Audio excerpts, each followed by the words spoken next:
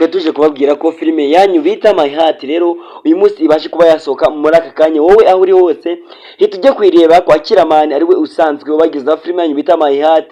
Tubabwira ko rero muri aka kanya imaze kuba yahagera. So rero guys, nizere ko ibintu mukomeje kuba mwabyibonera, ibyo twababwiye byose byabaye ukuri ndetse bibasha no kuba byaba impamo. Gusa rero ndabakunda guys, ndababwiye ngo mubashe ko mwakurikirana filime bita My Heart, natwe turaza tubahereza analysis bitewe n'uburyo twabashe kuba twabitegekwa na niyo nshuti ya Neke. So thank you very much rero abantu batwizeye, turabashimiye cyane rero mwe mwatwizeye kuba twabaga amatangazo, ariko ibibazo byabashe kuba byakemuka. Rero muri aka kanya filime bita My Heart ikaba imaze iminota mikeya rero imaze kuba yahagira. Rero tubaye ikaze kugira ngo mube mwikurikirana mubashe kuba mwayireba, kugira ngo igihe turabasha kuba twabaha analysis mubashe kuba mwasobanukirwa. So rero guys, mukomeze kuba mwaryoherwa na filime yacu bita My Heart. Mwabonye ko twagiye tubaha ama notification tubabwira uburyo ibintu biri bubashe kuba byagenda.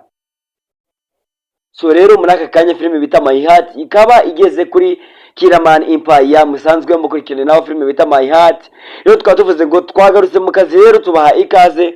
Iki nicyo gihe rero ngo dukomeze kuba twakurikirana filime yacu bita My Heart. Ese mumeze mute cyangwa se mwiriwe mute? Thank you very much guys. Rero mwebwe musanzwe mukurikirana filime yacu bita My Heart, icyo nagusaba ni ukanda ku buto subscribe, ubundi tugakomeza no kuba twayikurikirana everyday kugira ngo dukomeze kuba twabaha inyigisho zitandukanye. Thank you very much.